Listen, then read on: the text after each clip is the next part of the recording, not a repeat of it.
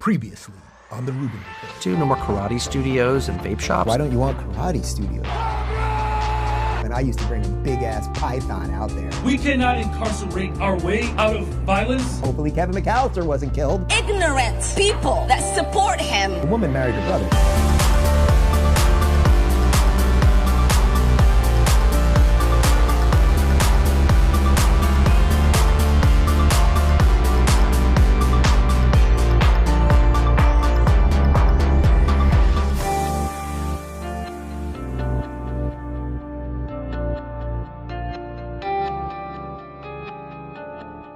All right, guys, I'm Dave Rubin. This is the Rubin Report. It is November 26, 2025. Tomorrow's Thanksgiving, so I promise I ain't going to drub you over the head with too much political, cultural nonsense. Today, I'm talking like Jasmine Crockett right at the top of the show. Yeah, we're just doing a RubinReport.locals.com community Q&A. Little bit of politics, little bit of cultural stuff, some fun stuff, some food stuff, and all that. And more than anything else, if I leave you with anything today, is take a little time to get off this thing, enjoy the family, enjoy the friends, enjoy the food, be thankful that you live if you're watching this from America, or even if you're an American watching it somewhere else across the world, and even if you're not an American at all, but you like America, that this is the greatest freaking thing ever, and we have so much to be thankful for despite all the lunacy, and I know I will be spending some time being thankful for an awful lot, including you guys for supporting what we do here. So let's just dive right in. Jeff gives me an appropriate question to kick this off with. Jeff, what are your Thanksgiving plans this year? So we host Thanksgiving. I will be handling the turkey myself, which I quickly glanced at the questions. I will answer the how do you smoke a turkey question at the end. But we host this mostly with David's family, and he's got some great chefs. We are going to eat extremely well. I will definitely post some pictures of all of the stuff and the beautiful table that we set up. And we're very big on getting the house seasonally in order. So we're very Thanksgiving oriented right now. And we just rolled out of all the Halloween stuff. And it's just a long day of eating. We start with a butternut squash soup at around 2:00, and then we eat usually at about 5:00 or so. We'll see how long we can last at the table. That probably mostly depends on the kids. And we're not going to do we don't have too many football watchers around here, so there probably won't be any TV. I don't know. Maybe can we do Thanksgiving? Can we all jump in the pool on Thanksgiving? I guess we could probably do that. Maybe run around the backyard a little bit. Really, just kind of enjoy each other and enjoy the day, and go around the table and say what we're thankful for. If you don't do that, that's a good little tradition to have. Like, everyone should be able to come up with something. Brian says, I just watched Megyn Kelly's conversation with Erika Kirk. They talked about the division in our country being evil. What are ways we can walk alongside you and others to combat evil?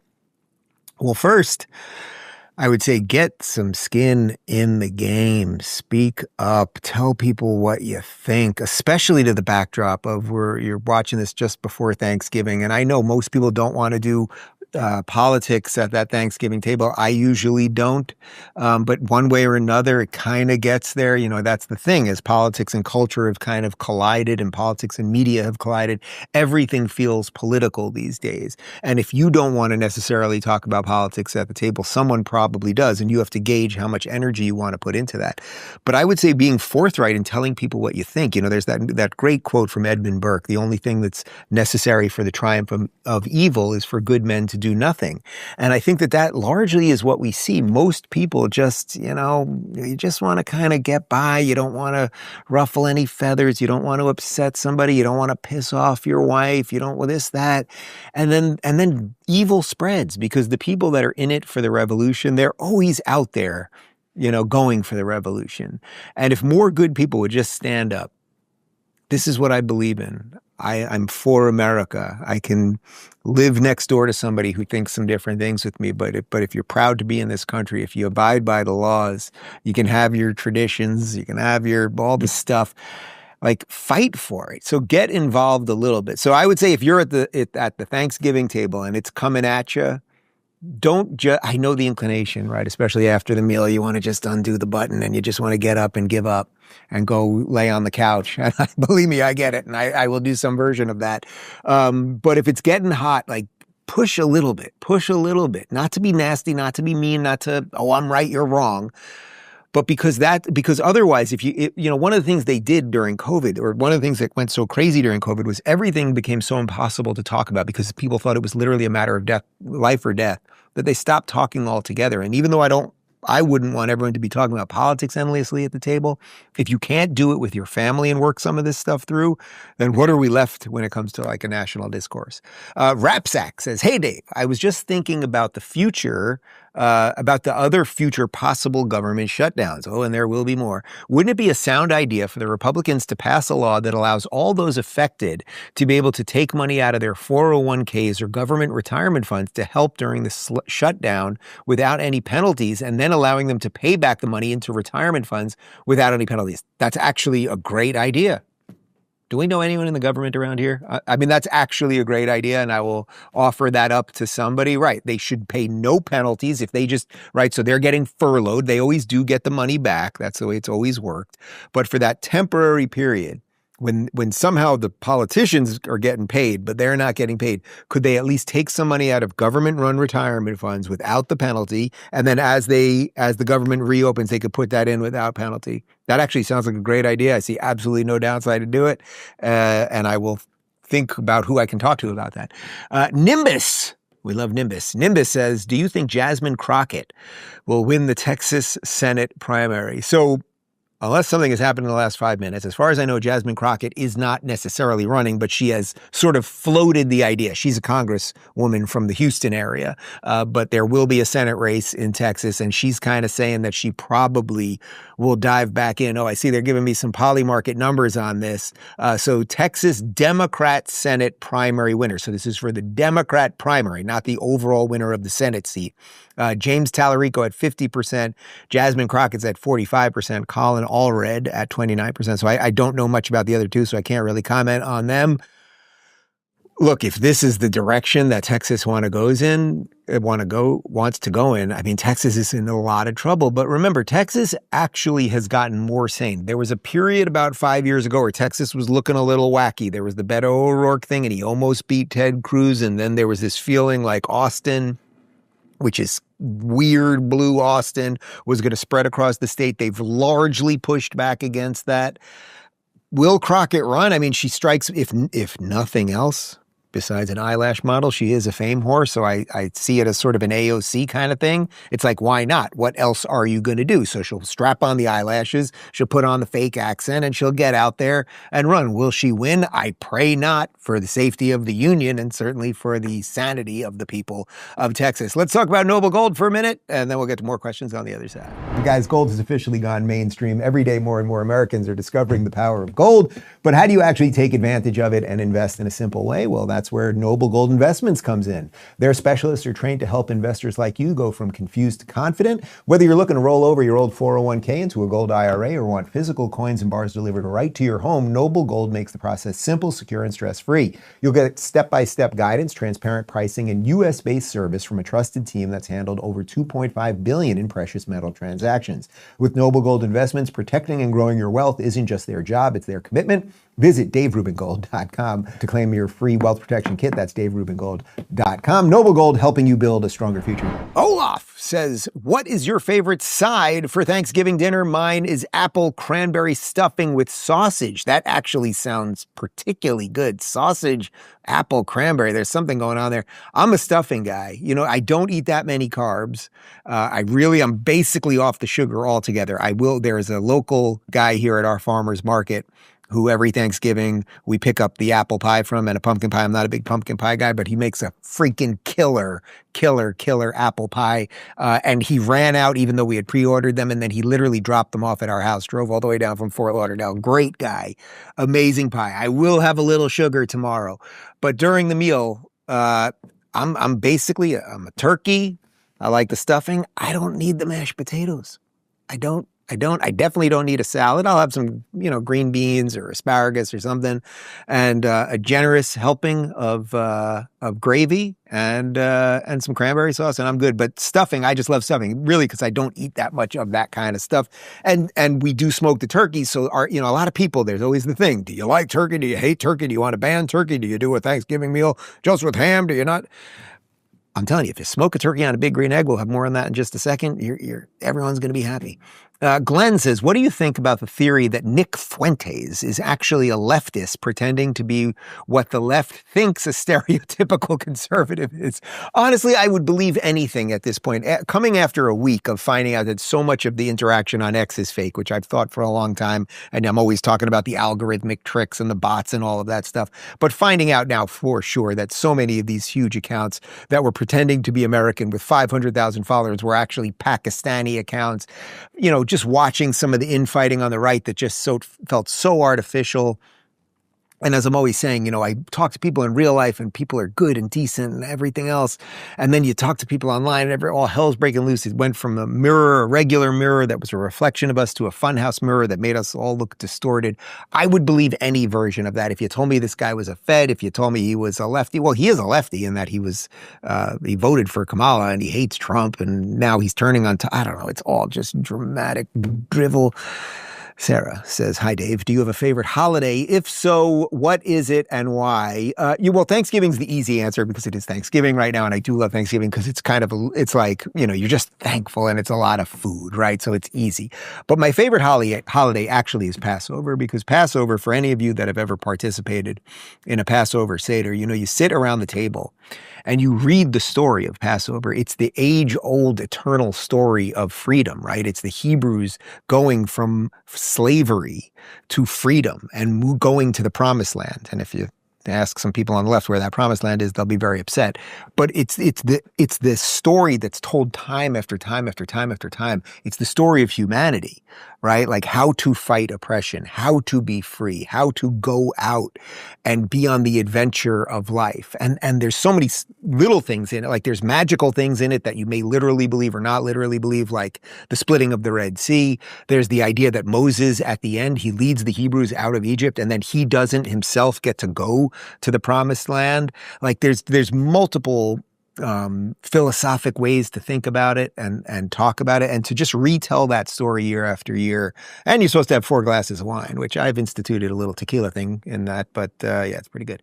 Heidi says, hey, Dave, I think Zamboni was being polite because he's asking now, mandating later. He was already elected. Why do you think he was asking for money instead of mandating it?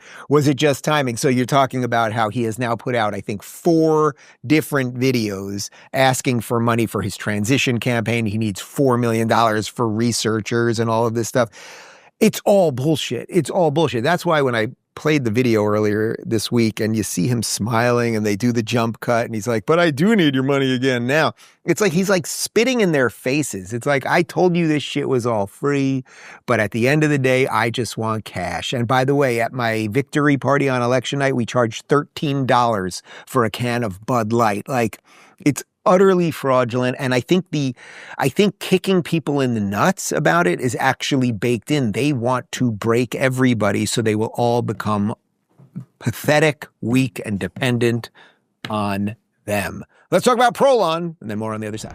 We've all set health goals, but without a real plan, they fade fast. Prolon fixes that. Their 5-day fasting mimicking diet gives you a structured, science-backed way to burn fat, support metabolic health, and rejuvenate cells. In just 5 days, it activates fasting pathways while still letting you enjoy real food. Prolon works at the cellular level to reset your body for sustainable, fat-focused weight loss. And with the new next-gen 5-day program, you'll get the same proven benefits with cleaner ingredients, better flavor, and more convenience.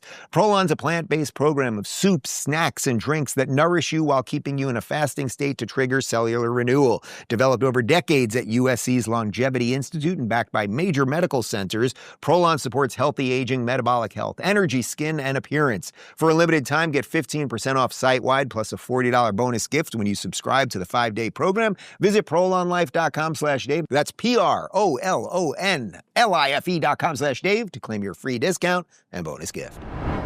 Colorado says, are there structures in place for the federal government to prosecute state governments who allow program monies to be directed towards terrorist organizations? Well, there's definitely law, like RICO laws and things of that nature. I don't know if you're talking about something specific right now, but I do think we are going to find out as time goes on, as things get exposed, and it's much more difficult in the day of the iPhone and everyone having cameras and paper trails and emails and everything else to hide things. I think we will find out more and more that a certain part of the Democrat Party, the progressive, the Hamas caucus, that these people are in bed with organizations that support terror. We know that. Like, there is just no doubt that that is what Rashida Tlaib and others are up to. And when they're out there chanting for, globalize the Intifada and River to the Sea and all of these things, that they're working with organizations that are flooding our streets with people who will be violent and all of this.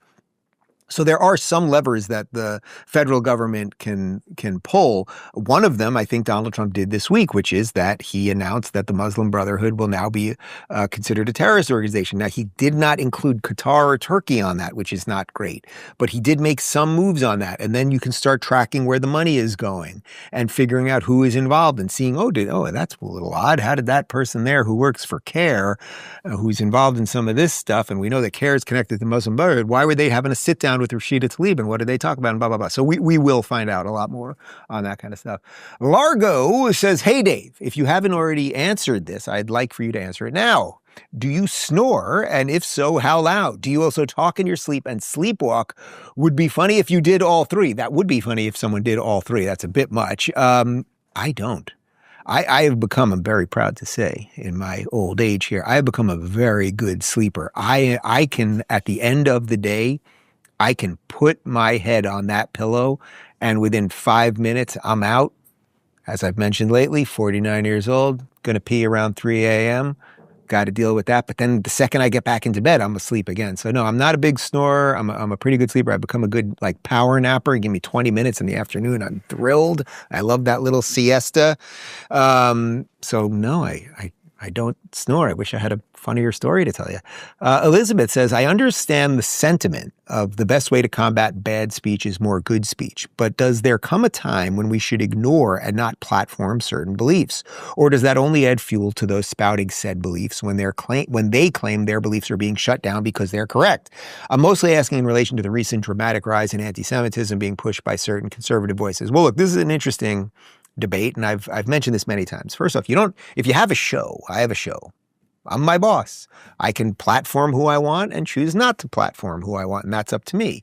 The idea that you have to platform everyone is kind of insane. If there's just people saying completely absurd things or going after you personally or your family or whatever, you just wouldn't do it. And we know that, if it's interesting. Fuentes has played an interesting game here because he's let's say 80% anti-Jew, 20% anti-black. If he flipped that, then I don't think Tucker would be into putting him on. So he's playing like a numbers game. How much sort of racism and trolling can I get away with this group versus this group? A little bit on the Indians, but there's like a weird tolerance thing that even people on the right can deal with, where if he was just screaming N-word, N-word, N-word, no, it would be completely radioactive, even though he says plenty of terrible things about black people. So you should be able to platform who you want. You have to decide what you want to do with that. But what I would say, and this is what I do say, is that I think it's incumbent upon me as an interviewer to find out what my guest is thinking. And I find the best way to do that. I'm not a particularly combative interviewer. I can be at times. When I had Piers Morgan in here, a couple weeks ago, the second half of our interview was quite combative. And then we shook hands at the end, and then he had me on a show the next couple days.